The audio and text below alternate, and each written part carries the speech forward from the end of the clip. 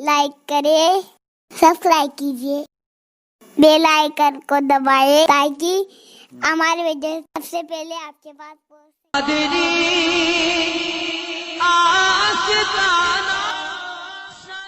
इमाम अहले सुन्नत, मुजद्दिद दीन व मिल्लत, इमाम इश्क व मोहब्बत, कंजुल करामत, जबलुल इस्तिकामत, अपने वक्त के अजीम सूफी, अपने वक्त के अजीम मंसूर, अपने वक्त के अजीम दाइये इस्लाम, अपने वक्त के अजीम दाइये दीन, अपने वक्त के मुबल्लिग आजम, अपने दौर के अजीम मुफस्सिर आजम, अपने दौर के सूफी आजम, इमाम अहले सुन्नत, मुजद्दिद आजम, इमाम अहमद रजा खां मुहद्दिस बरेलवी रहमतुल्लाहि ताला अलैह की जिंदगी और उनकी तारीख विलादत बिलखुसूस जिस आये करीमा से जो है वो निकलती है, उस आये करीमा के हिस्से की तिलावत करने का शरफ हासिल किया है।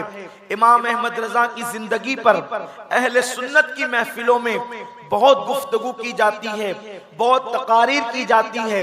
अहले सुन्नत के खुतबा अल्हम्दुलिल्लाह गाहे गाहे इमाम की जिंदगी को, इमाम के तसल्लुफ फिद दीन को, इमाम के इल्म तफसीर को, इमाम के इल्म हदीस को पेश करने की सआदतें हासिल करते हैं।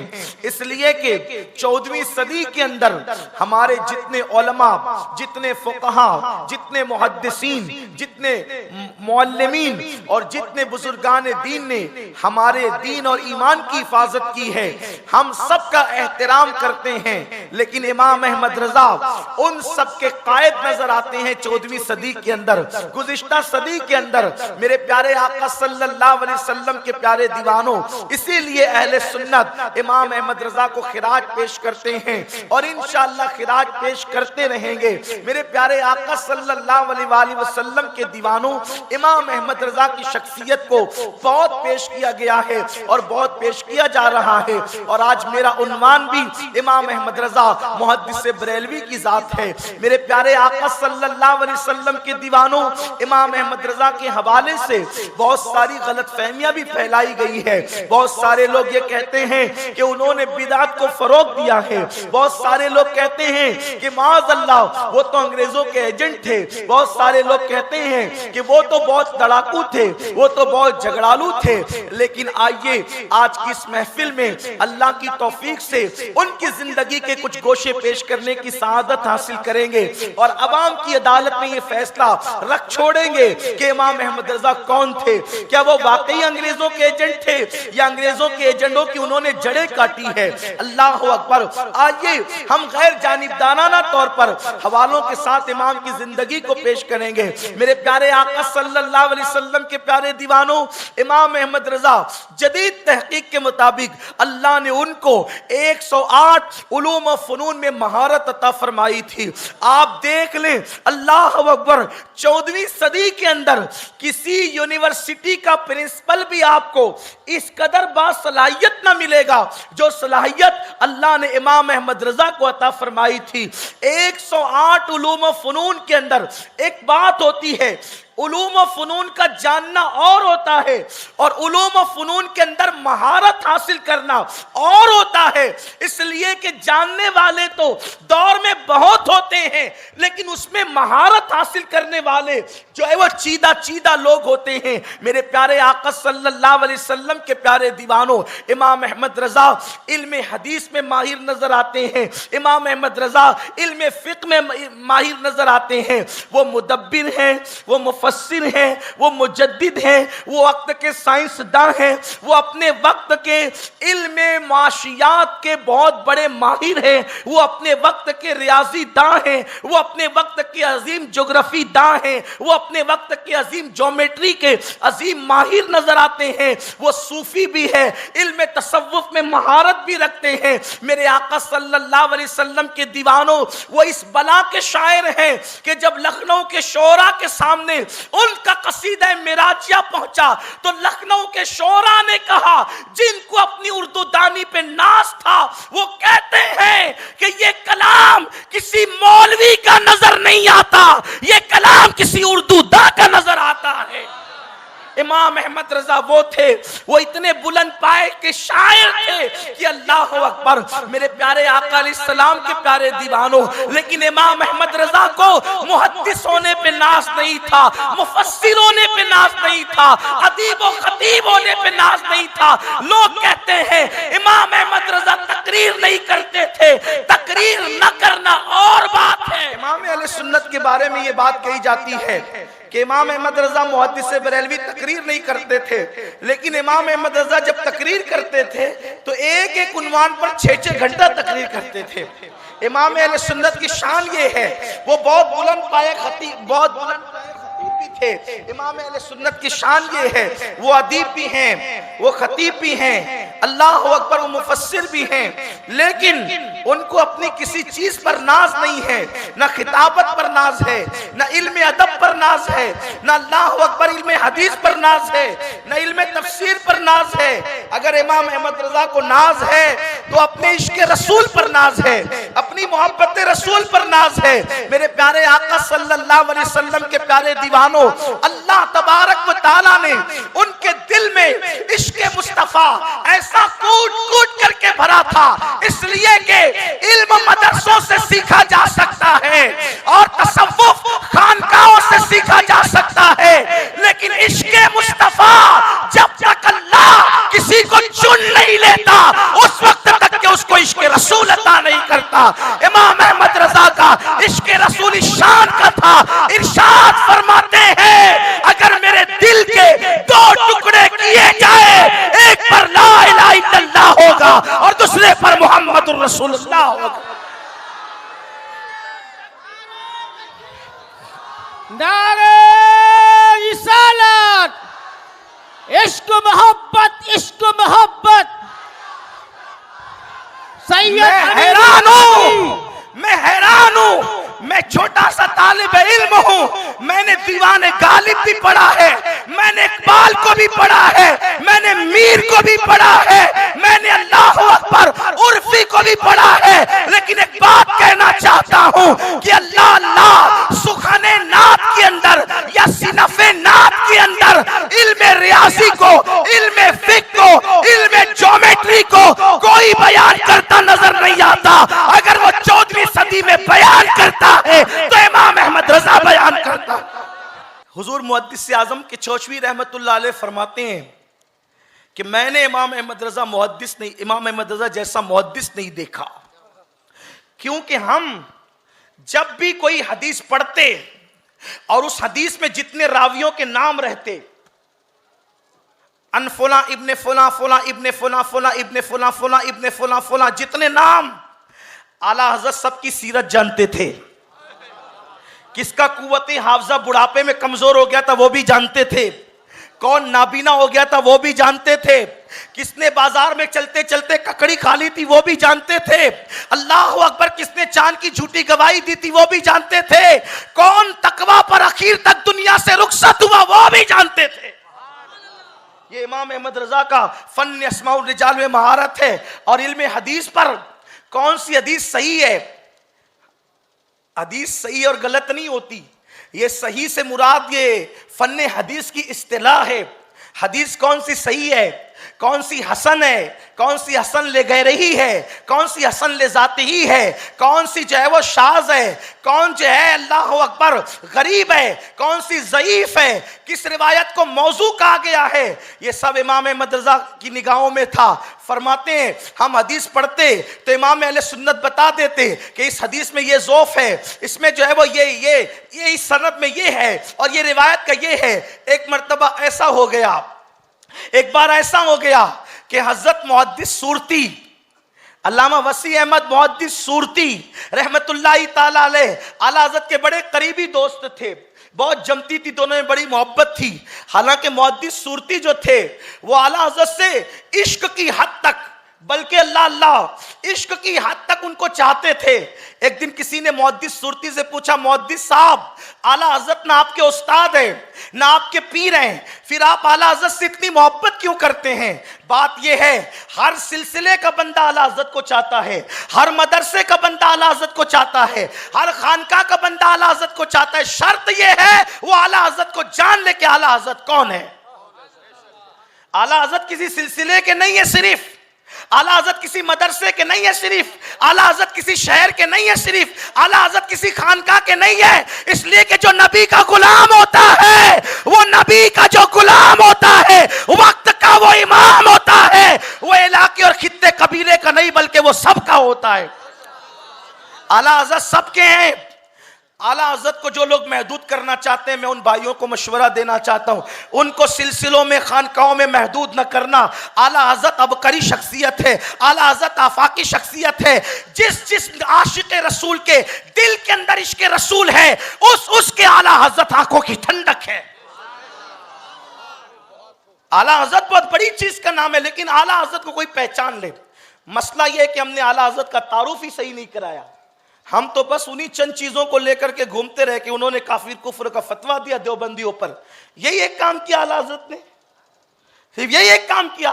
बेशक गुस्ताखान रसूल को वो काफिर कहते थे, और आज भी हम नबी के गुस्ताखों को डंके की चोट पर काफिर कहते हैं, उसमें हमारा कोई दो राय नहीं है।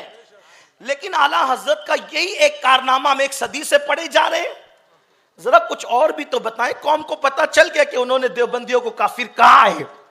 अब हम जरा कुछ दूसरा भी वरक बदलें, पलटे वरक, कुछ दूसरा भी बताएं। इमाम अहमद रजा ने बेशक गुस्ताखों को, और उन्होंने सिर्फ नहीं कहा, उनसे पहले के लोगों ने भी कहा, उन्होंने अपनी नई बात नहीं की। उन्होंने जो सहाबा से देखा वही उन्होंने कहा, जो ताबईन से लिया वही उन्होंने कहा, जो औलिया से लिया वही उन्होंने कहा। सौदा गिरान में बैठकर उन्होंने कोई नई बात नहीं की। लेकिन हम तारुफ भी तो कराएं, इमाम अहमद रजा है कौन। इंशाअल्लाह अज़्ज़ व जल फकीर का एक जल्द बयान आने वाला है, अल्लाह की तौफीक से आप दुआ करें। आला हजरत अपने दौर के इल्म माशियत के इमाम है।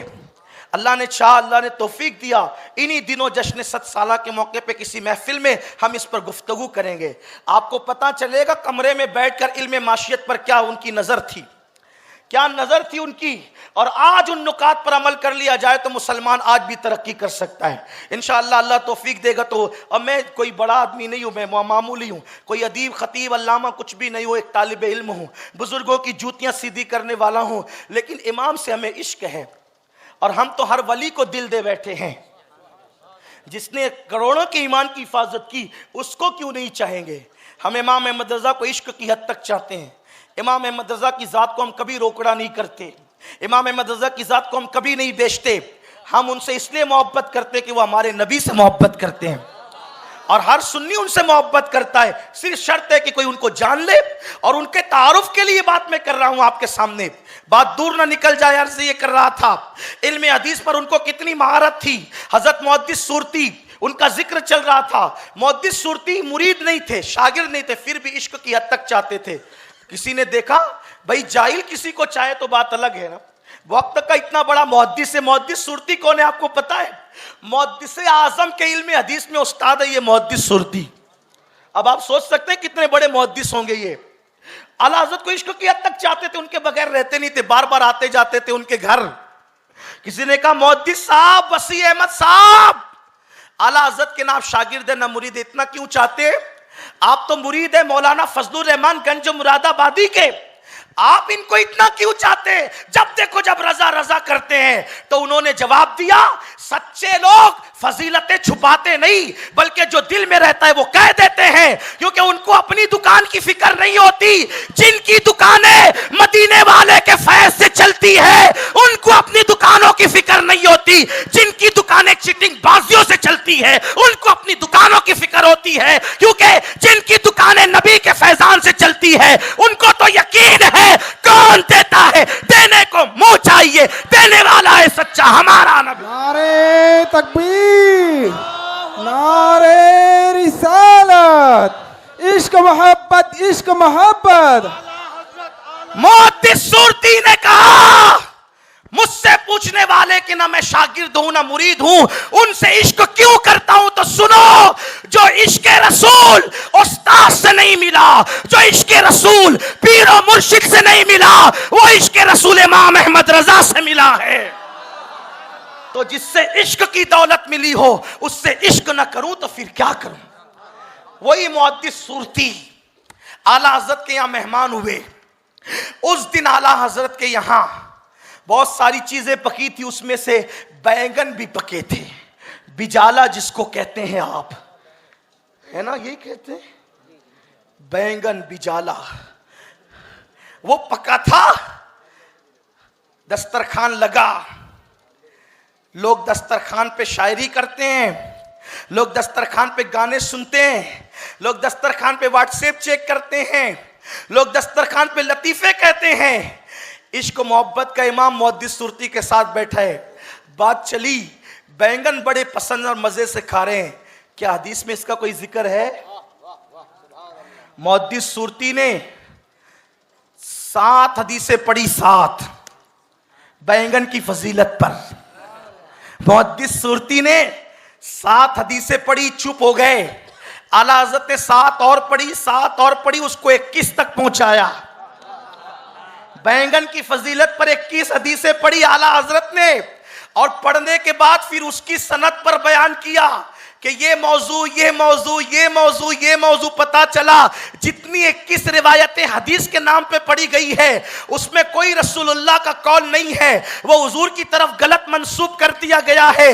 इसलिए कि बैंगन जैसी बेफायदा सब्जी की फजीलत बयान करके नबी की तरफ मंसूब कर दिया गया, ताकि अहले इल्म नबी पर माज़अल्लाह नुक्ता चीनी करे कि नबियों मुसलमान के पैगंबर ऐसे थे जो बगैर फायदे की फजीलत, जो बगैर फायदे की सब्जी पर, जो बगैर फायदे की सब्जी पर हदीसें बयान करते थे। तो नबी को माज़अल्लाह मशकूक या बदनाम करने के लिए बैंगन पर हदीसें गढ़कर नबी की तरफ मंसूब कर दी गई है। इसलिए ये कोई रसूलुल्लाह का कौल नहीं है। इसके जितने रावी हैं इसमें फला झूठा है, फला झूठा है, फला झूठा है, और बता दिया कि बैंगन की फजीलत पर कोई हदीस हुजूर ने बयान ही नहीं की है। दस्तरखान पर जिसका इल्म ऐसा हो,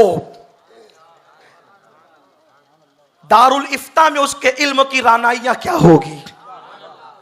इमाम अहमद रजा ये है। आइए, मुझे याद आ रहा है इमाम अहमद रजा का इल्म फिक़्ह, वो कैसे फकीह थे। फिक़्ह कहते हैं शरीयत के कानून को। वो कैसे फकीह थे, तवज्जो करें।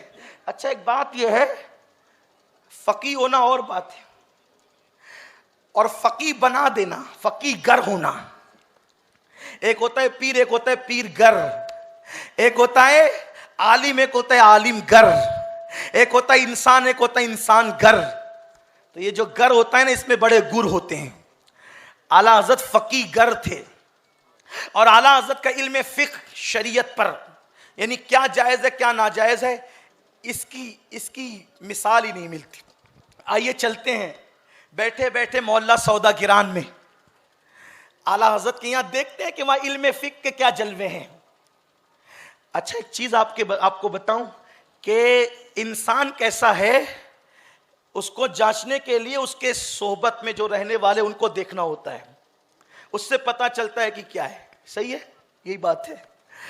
एक बहुत बड़े बुजुर्ग थे उस जमाने में, सैयद दीदार अली अलवरी रहमतुल्लाह अलैह। ये बहुत बड़े मुहद्दिस थे, सैयद भी थे, बहुत बड़े बुजुर्ग हैं ये। इनकी दोस्ती जो थी हजरत मुहद्दिस सुरती रहमतुल्लाह अलैह से थी।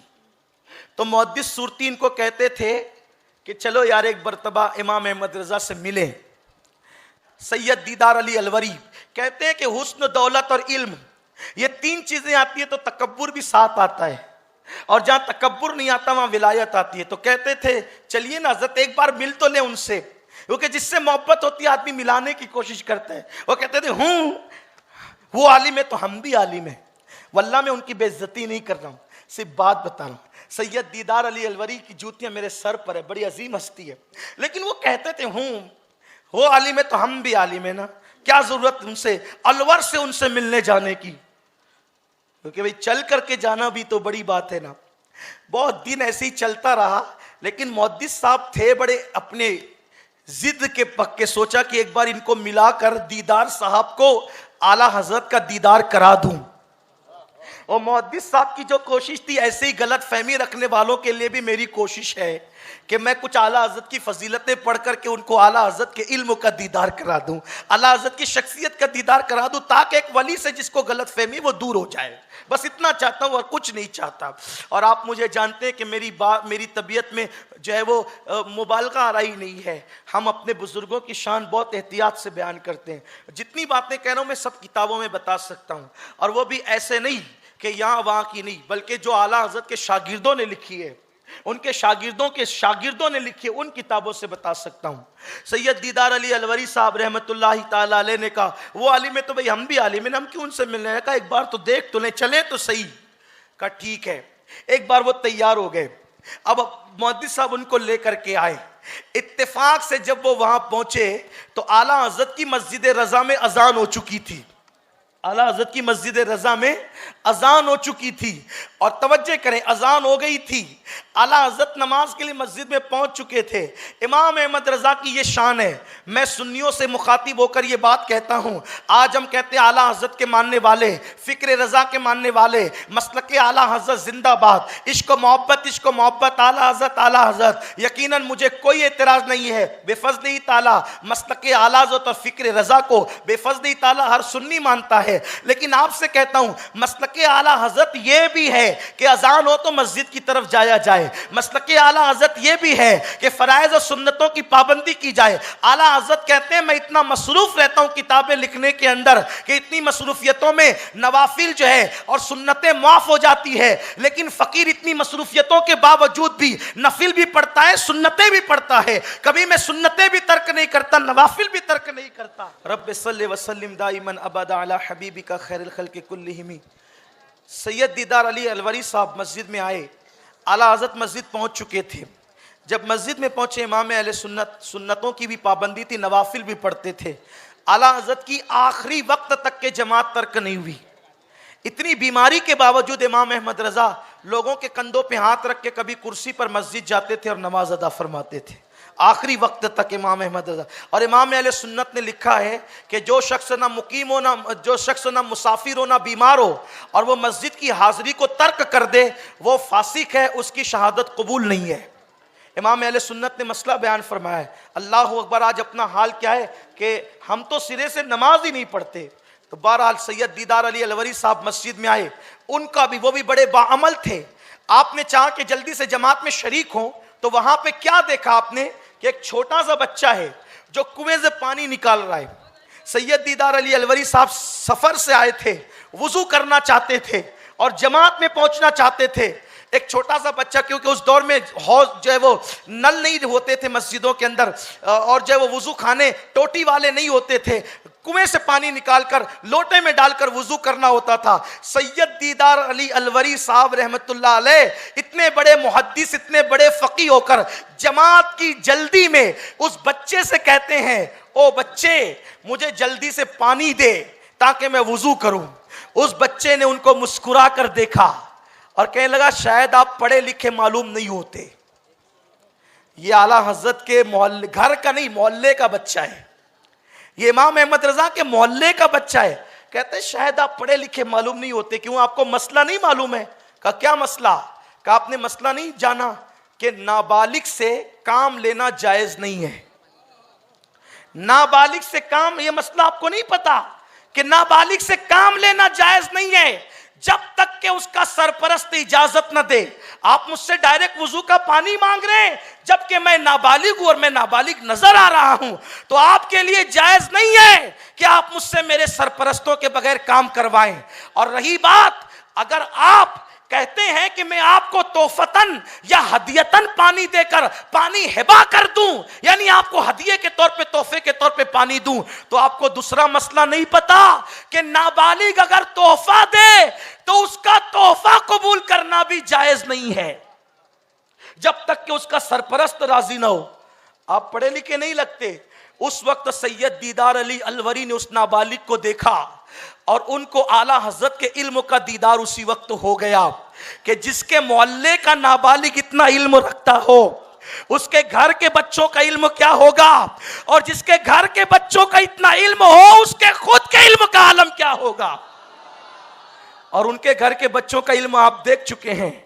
एक को मुफ्ती आजम कहते हैं, दूसरे को हुज्जतुल इस्लाम कहते हैं, किसी को मुफस्सिर आजम कहते हैं, किसी को ताजुश शरिया कहते हैं, किसी को तहसीन मिल्लत कहते हैं। हर वक्त इल्म के जवाहिर पारे बिखेरते रहे। अब कुछ फनून बच गए, लेकिन इंशाअल्लाह फिर वो कभी